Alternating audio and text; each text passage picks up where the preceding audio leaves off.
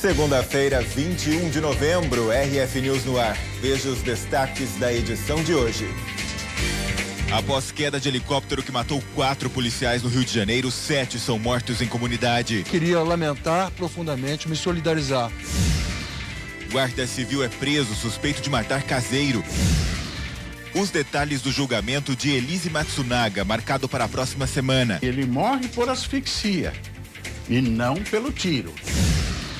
E ainda nessa edição. Quem trabalha dá um duro danado pra esses bandidos roubarem a gente. Crise no Rio de Janeiro atinge economia e política. Quem era amigo do governador, do prefeito, do presidente se beneficiaram. Mal-estar no governo Temer após saída de ministro. Eu tenho maturidade suficiente. E vamos ao Pará conhecer a aromaterapia. Tem um efeito assim maravilhoso. Esses e outros destaques ao vivo no RF News.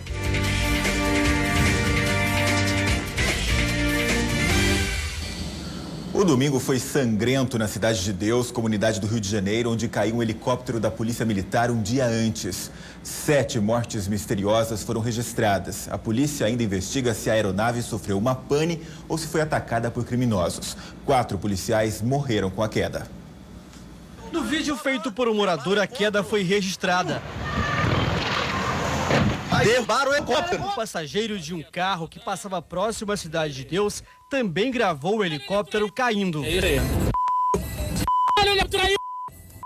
O acidente aconteceu no início da Avenida Ayrton Senna, próximo ao acesso à Cidade de Deus, na zona oeste do Rio. A queda do helicóptero aconteceu depois de muita tensão na área. 2 helicópteros davam cobertura à operação, que cercou uma área de mata onde bandidos estavam escondidos. Por causa dos intensos tiroteios, a linha amarela, uma das mais importantes vias expressas do Rio, foi fechada. A aeronave que caiu não era blindada. Voava a uma altura bem maior que a outra e era usada apenas como ponto de observação. Com a queda, um major, um capitão, um subtenente e um sargento morreram. No velório, pétalas de rosa e uma salva de tiros. Não havia marcas de tiros na aeronave e nem nos militares. Somente uma perícia mais aprofundada vai revelar a causa da queda. Queria lamentar profundamente, me solidarizar com a família de todos, dizer para os senhores que o laudo de necrópsia dos 4 policiais que estavam no helicóptero já saiu, a perícia foi muito rápida, muito eficiente, não há perfuração por arma de fogo nos corpos. Na aeronave, até o momento, não se encontrou nenhum tipo de perfuração, mas é muito cedo ainda para qualquer conclusão. 7 jovens morreram no confronto. Os corpos foram retirados por moradores e colocados numa praça. A divisão de homicídios vai investigar em que circunstâncias tudo aconteceu. Durante a guerra do fim de semana, pelo menos 4 pessoas ficaram feridas por armas de fogo. A UPA da comunidade está fechada. Os funcionários estão com medo de voltar a trabalhar. 3 pacientes foram transferidos aqui para o Hospital Lourenço Jorge, o maior da região. Um caseiro de 39 anos foi assassinado na casa onde trabalhava na zona leste de São Paulo. De acordo com testemunhas, o antigo morador, que recebeu uma ordem para deixar o imóvel, teria pedido ajuda de um amigo guarda civil para executar o homem. Foi nesta casa, na zona leste de São Paulo, que Marcos Rogério Macedo Arsenovites, de 39 anos, foi assassinado. Ele era caseiro do imóvel e nunca teve passagens pela polícia. Foi contratado pelos proprietários para evitar a invasão da casa, que já havia sido motivo de uma ordem de despejo judicial. Antes do caseiro, quem vivia no local eram a neta dos donos do imóvel e o namorado dela, Caio Marcelino. O casal se negava a deixar a residência, mas os avós da garota entraram na justiça e pediram a reintegração de posse. E o direito foi concedido pela juíza. Indignado com a ordem judicial, Caio Marcelino resolveu agir. Ele pediu a ajuda de um amigo, o guarda civil municipal de Santo André, na Grande São Paulo, Marcelo José da Silva. Juntos, os dois vieram até a casa na noite do dia 29 de outubro. Eles invadiram a residência enquanto o caseiro dormia e teriam ameaçado Marcos Rogério, que resistiu à invasão. Depois de uma briga, o caseiro foi morto com um tiro. O guarda civil municipal foi quem efetuou o disparo. No boletim de ocorrência registrado pelo Guarda Civil de Santo André, ele conta que Caio Marcelino teria dito a ele que um invasor estava em sua residência e que por isso decidiu ajudar o amigo. No crime, o GCM de Santo André usou uma arma oficial da corporação. O boletim de ocorrência foi feito apenas no fim da tarde do dia seguinte, 18 horas depois do homicídio do caseiro, quando Marcelo foi até a Guarda Municipal de Santo André para trabalhar e contou o que havia acontecido e, por orientação de seu superior, registrou o BO. Mas antes disso, agentes da Guarda Civil Municipal de Santo André, no ABC Paulista, foram até o local do crime em São Paulo. Com fardas e armados, eles entraram na casa. Segundo testemunhas, 5 viaturas de Santo André ficaram no local durante várias horas. Mexeram na cena do crime. O GCM foi liberado por ter bons antecedentes e, segundo o delegado, porque existem fortes indícios de que ele agiu em legítima defesa. Em nota, a Guarda Civil informou que abriu uma sindicância para apurar melhor o caso. De volta e ao vivo para todo o Brasil com o RF News, agora são 12 horas e 12 minutos. O empresário Hugo Alexandre Gabriche, suspeito de matar a ex-namorada Edna da Silveira em São Paulo, foi preso em Belo Horizonte e transferido para a capital paulista de avião no último sábado. Ele deve prestar depoimento ainda hoje na Delegacia da Mulher e depois será transferido para uma carceragem do centro da capital, onde vai começar a cumprir a prisão preventiva. Hugo Alexandre Gabriche cobriu o rosto ao chegar no aeroporto em São Paulo, escoltado pela polícia. Na Delegacia da Mulher, ele se negou a prestar depoimento sem a presença do advogado, que estava em Belo Horizonte. Na capital mineira, Hugo confessou ter matado a tiros a ex-mulher, Edna Maralina da Silva, de 28 anos. Ele disse que tudo foi motivado realmente por problemas financeiros, problemas depressivos, familiares e de relacionamento, claro. Por isso trata-se aí de um crime passional. O crime foi no último dia 12, na zona sul de São Paulo. Câmeras de segurança flagraram quando ele invadiu o prédio onde Edna morava. Rendeu o entregador de bebidas e invadiu o apartamento dela. É possível ver o momento dos disparos. Edna levou 4 tiros. O amigo dela, 2. Ele corre o risco de ficar paraplégico. Segundo a polícia de São Paulo, mesmo antes de matar a ex-mulher, Hugo já era procurado em Minas Gerais. A Justiça de Belo Horizonte havia expedido mandado de prisão contra ele pela falta de pagamento da pensão alimentícia de 2 filhos de um casamento anterior. Hugo foi preso em uma clínica psiquiátrica na capital mineira depois do advogado dele ter procurado a polícia. A família de Edna, que mora em Goiás, conta que o relacionamento entre eles sempre foi tumultuado. Reclamava que ele era muito inseguro em relação a ela, então tinha ciúmes e era uma relação muito cheia de desconfiança e briga. Segundo a mãe, em junho Edna decidiu terminar a relação, mas teria sido ameaçada e registrou o boletim de ocorrência. Só que dias antes do crime, a empresária revogou a medida protetiva que proibia Hugo de se aproximar dela. O irmão diz que nunca desconfiou que o cunhado fosse capaz de matar Edna. Não, jamais eu imaginei uma coisa assim. Difícil, né?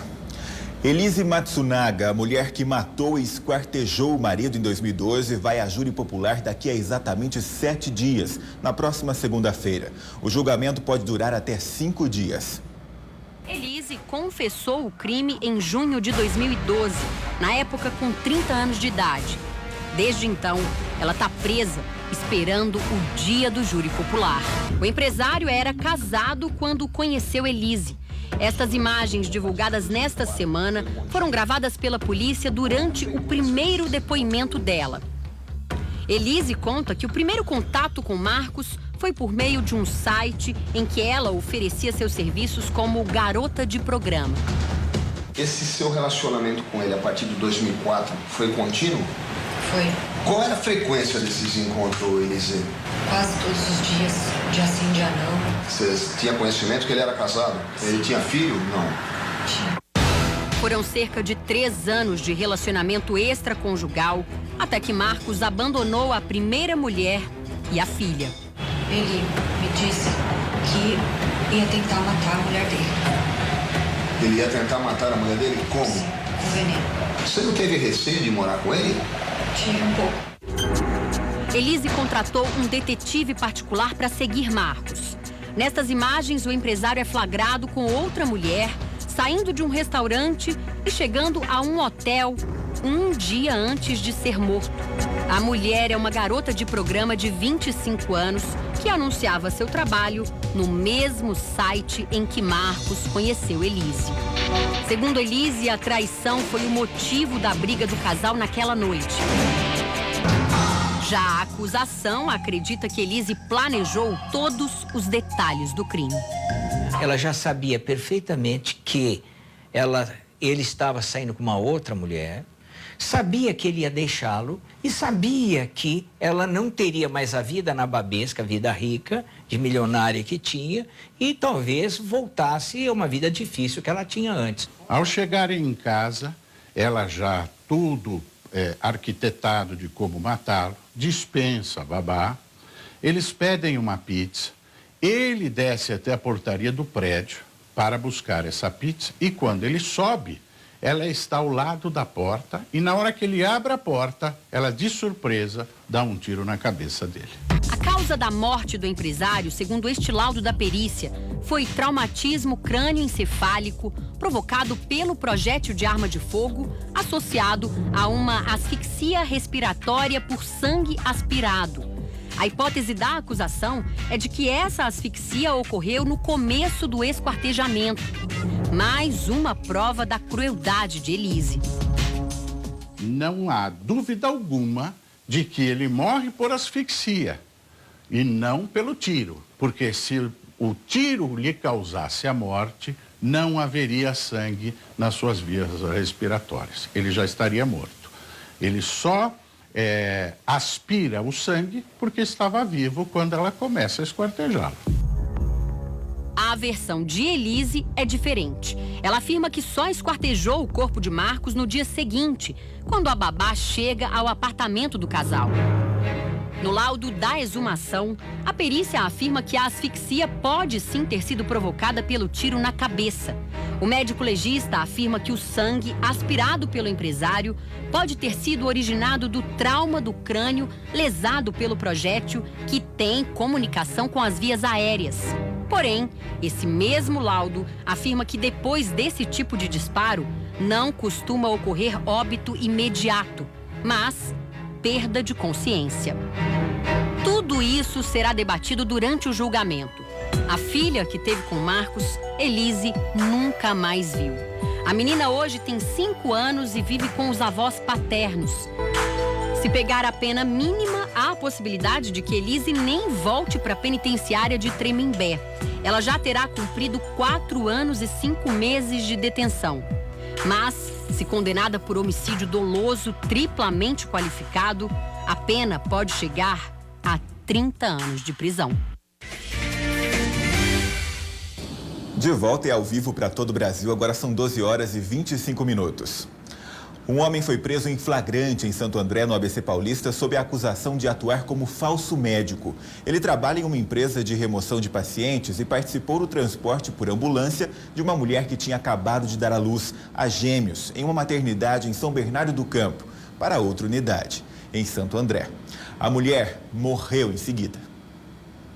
A mãe da vítima, que também estava na ambulância, diz que percebeu o despreparo do homem que se dizia médico da equipe. Ai, quando chegou no hospital aqui, ele falou lá de dentro, nem tirou. Traz oxigênio que acabou aqui. A família diz que Vanessa Batista Fortunato, de 29 anos, morreu minutos depois de chegar nesse hospital particular de Santo André, na Grande São Paulo. Ela deu à luz um casal de gêmeos. Um dia depois do parto, o médico teria constatado coágulos na bexiga de Vanessa e pediu a transferência da paciente para outro hospital com mais recursos. Esta empresa terceirizada fez o transporte. No trajeto, o homem que se apresentou como médico teria dito que o oxigênio da ambulância havia acabado. Ela precisou das habilidades de um médico e não teve o suporte. Se ela tivesse um amparo de um médico capacitado, um médico de verdade, isso não teria acontecido. Isso foi uma negligência. A prisão só aconteceu porque a médica que recebeu Vanessa aqui no hospital desconfiou que havia algo errado. Ela então pediu que a equipe buscasse outro paciente. Enquanto isso, avisou a polícia. Quando o falso médico retornou, ele disse aos policiais que estava sem os documentos, mas na delegacia confessou que não tinha o registro no Conselho Regional de Medicina. Graziane ainda disse que se formou na Bolívia e que já trabalhava há 6 anos na empresa, como médico socorrista. Este documento mostra que ele pediu a validação do diploma no Brasil, mas o Conselho Federal de Medicina ainda não havia aprovado. Graziane usava esses carimbos com nomes e numerações falsos para fazer os atendimentos. A médica que fez a denúncia foi até a delegacia prestar depoimento e a ambulância usada pela paciente foi periciada. Absurdo que pode ter custado a vida aí dessa jovem, né? Em nota, o hospital que atendeu Vanessa disse que pediu a transferência após uma hemorragia e confiou o processo à empresa terceirizada responsável pelo transporte de ambulância. Também informou que tem dado assistência à família da vítima e colaborado com as investigações. Agora, a política. O Conselho de Ética da Presidência da República se reúne ainda hoje para discutir a situação do ministro da Articulação Política, Gedel Vieira Lima. Ele é acusado pelo ex-ministro da Cultura de pressionar a liberação da construção de um prédio em Salvador em uma área proibida. Um dos apartamentos, avaliado em R$2,5 milhões, pertence a Gedel. A ilustração mostra o prédio que deveria ter 30 andares, mas o projeto, com obra já iniciada, será modificado. De frente para a Baía de Todos os Santos, o local é cercado por sítios históricos e tombados, o que levou o Instituto do Patrimônio Histórico Nacional a limitar a altura do edifício. Inconformado com a decisão e futuro proprietário de uma unidade nos andares mais altos, o ministro da Articulação Política, Gedel Vieira Lima, um dos mais influentes do governo Temer, teria pressionado o então titular da Cultura, Marcelo Calero, a rever a determinação. Calero optou por pedir demissão. Nenhuma pressão. Tratei dessa posição com ele, fiz algumas ponderações, mas prevaleceu a posição que o IPHAN defendia, embargaram a obra e, portanto, eu não entendo que pressão é essa e que razão o levou a pedir a exoneração se a tal pressão que não existiu manteve a posição dele. Eu tenho maturidade suficiente, né, e eu tenho mais de 10 anos de serviço público e eu sei distinguir exatamente o que seria uma simples conversa, né, de uma pressão. O apartamento de Gedel é avaliado em R$2,6 milhões. O ministro chegou a acusar um banqueiro, proprietário de uma mansão vizinha à obra, a influenciar vereadores a barrar a construção. O empreendimento é tocado pela Cosbat. A ligação de Gedel com a construtora é forte. Reportagem do jornal Folha de São Paulo deste domingo afirma que um primo e sócio de Gedel num restaurante em Salvador, dono de um escritório de advocacia, defende interesses da Cosbat na justiça baiana. O ex-ministro da Cultura diz que foi procurado por Gedel em 5 ocasiões. Numa delas, usou o nome do presidente da República para ameaçar a presidente do IPHAN, Kátia Bogeia. Ele não queria ser surpreendido por nenhuma decisão e acontecer o caso de ele ser surpreendido e aí ter que pedir a cabeça da presidente do IPHAN, e ele me falou que, se fosse o caso, falaria até com o presidente da República a respeito disso, mas que se precisaria dar uma solução de acordo com o interesse do empreendimento, né, o interesse dele. Calero diz que procurou o presidente para relatar a pressão e que ouviu de Temer que o presidente era ele, mas que mesmo assim resolveu deixar o governo. Com a demissão de Calero, Gedel também procurou o presidente para tentar se explicar. Gedel foi investigado na Operação Lava Jato pela atuação numa operação de R$330 milhões no fundo de investimento conhecido como FI-FGTS, quando ocupou uma vice-presidência da Caixa Econômica Federal. Gedel se reunia constantemente com o empresário Lúcio Funaro, preso pela Polícia Federal, apontado como operador financeiro do PMDB e do ex-deputado Eduardo Cunha. O ministro nega irregularidade nos episódios e diz que estuda recorrer da decisão que embargou a obra. No Congresso Nacional, a oposição criticou a atitude de Gedel em pressionar um colega do governo para se beneficiar em questões particulares. Para que ele possa se defender sem continuar a atuar dessa forma, ele tem que estar fora do governo. E ele precisa se defender. As acusações são muito graves, claro, cabe direito de resposta, mas o direito de defesa. Até agora, o presidente Michel Temer não se pronunciou sobre a polêmica envolvendo seu secretário de governo. Nesta segunda-feira, a Comissão de Ética Pública, ligada à presidência, se reúne para analisar as denúncias. O grupo não tem poder para punir servidores, mas pode recomendar sanções aos integrantes do governo. Esse é só um reflexo da crise política estabelecida no país. Membros do alto escalão não se entendem. No Rio de Janeiro, quando 2 ex-governadores foram presos na semana passada, muita gente se perguntou o que está acontecendo no estado. Pouco tempo depois de encantar o mundo com as Olimpíadas, o Rio enfrenta uma crise econômica e política sem precedentes. A imagem do homem que governou o segundo estado mais rico do país. Sérgio Cabral foi mandado para Bangu 8, uma penitenciária que ele próprio inaugurou há 8 anos, destinada a presos com curso superior. Ele é formado em jornalismo. O ex-governador foi acusado de desviar mais de 220 milhões de reais de obras públicas, como a superfaturada reforma do Maracanã para a Copa de 2014. Um dia antes da prisão de Cabral, outro ex-governador do estado foi preso, Antony Garotinho, acusado de compra de votos e de ocultação de provas. Antony Garotinho também foi levado para uma unidade de saúde dentro do complexo de Bangu na noite de quinta. Servidores públicos têm ido às ruas para se queixar do atraso nos pagamentos. A proposta era pagar o salário de outubro em 7 parcelas mensais. As nossas contas não são divididas em 6, 7 parcelas. Os fornecedores, de luz, de água, ninguém vai dividir pra gente, muito menos nos livrar dos juros.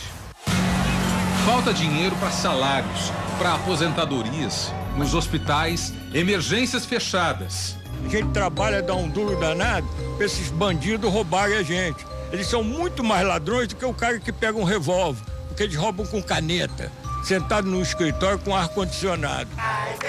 Corrupção. Incompetência ou irresponsabilidade? O que jogou o Rio nesse atoleiro? Os 3 juntos foram irresponsáveis perante a Constituição, têm o dolo da má-fé porque praticaram atos de corrupção, realizando um capitalismo de compadrio. Quem era amigo do governador, do prefeito, do presidente, se beneficiaram. Na minha avaliação, não houve incompetência, mas houve irresponsabilidade. E uma responsabilidade continuada, que já vem de algum tempo. Entenda o porquê de os especialistas falarem de irresponsabilidade no trato das contas públicas. De cada R$3 de tudo o que se produz no estado do Rio, 1 vem do petróleo e do gás. O barril passou de $110. Agora é negociado a pouco mais de 40. Agora caiu o preço, caiu também a arrecadação. Com o petróleo despencando lá fora, mais os escândalos revelados pela Operação Lava Jato, o que fez a Petrobras? Tirou o pé do acelerador e cancelou investimentos.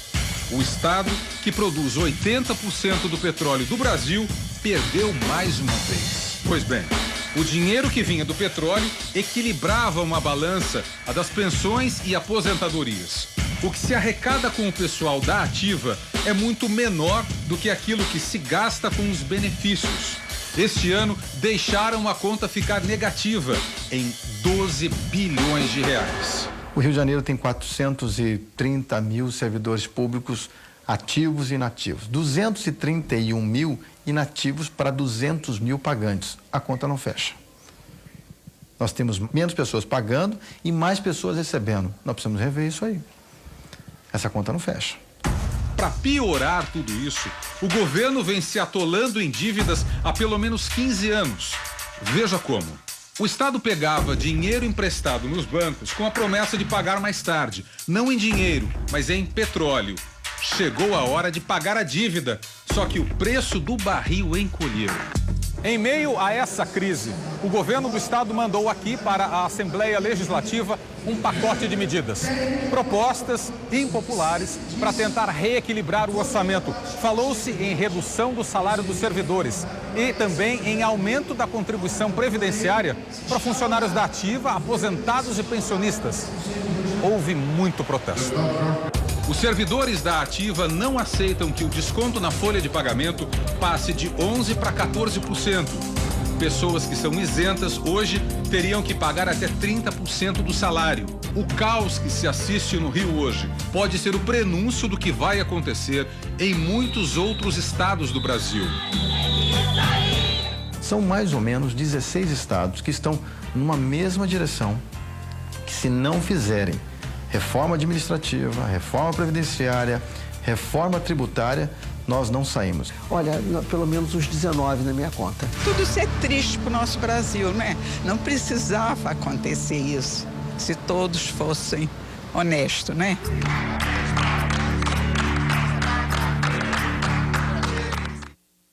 Olha, olhando aí todas essas situações, é difícil imaginar uma solução para tirar o Rio de Janeiro desse atoleiro. Uma boa sorte aos próximos gestores, né? E depois do intervalo, paraquedistas saltam de prédio na capital paulista e geram polêmica. Eu mostro daqui a pouco, estamos ao vivo, 12 horas e 38 minutos.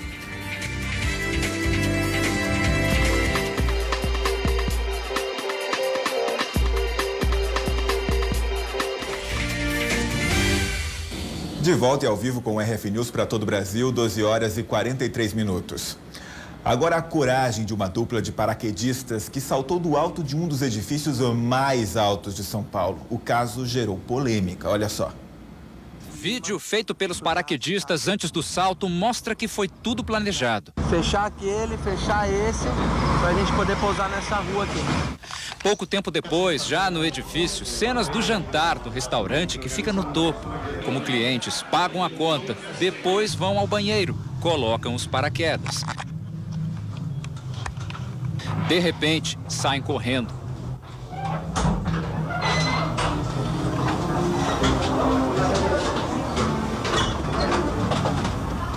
Funcionários do restaurante tentam conter a dupla. Eles estão pulando! Mas não adianta.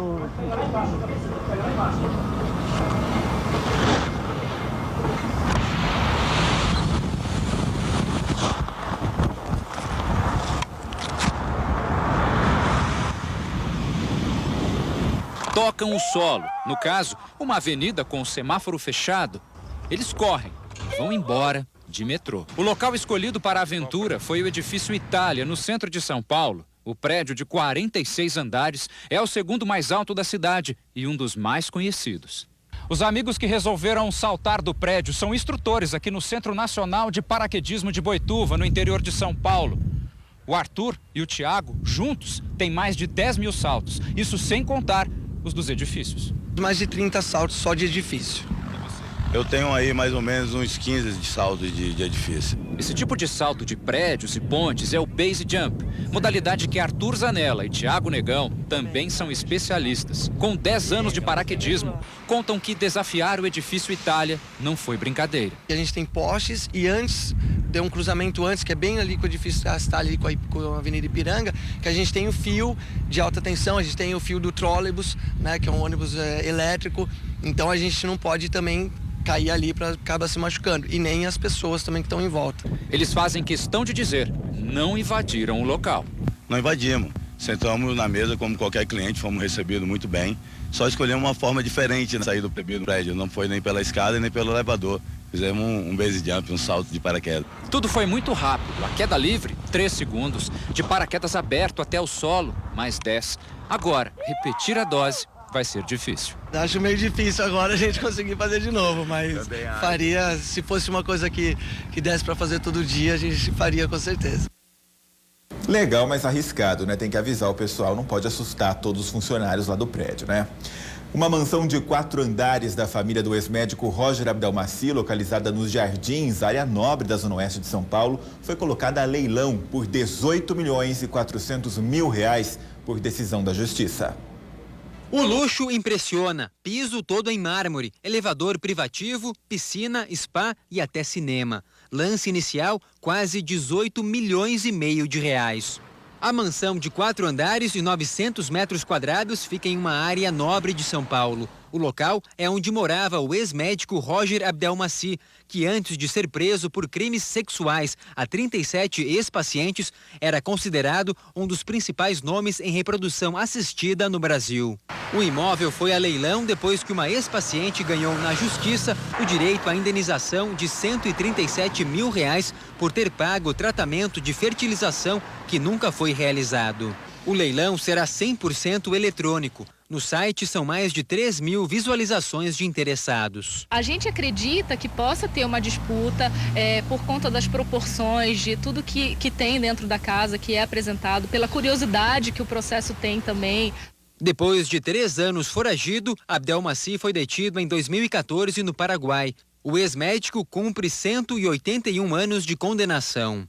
O valor arrematado no leilão também será utilizado para quitar o IPTU da mansão, uma dívida de aproximadamente R$500 mil. O restante será dividido entre os proprietários da residência, filhos e outros familiares de Roger Abdelmaci. Atualmente, a residência está alugada para uma empresa de eventos. Caso não haja interessados no leilão, será aberto um novo período de lances com redução de 10% no valor do imóvel.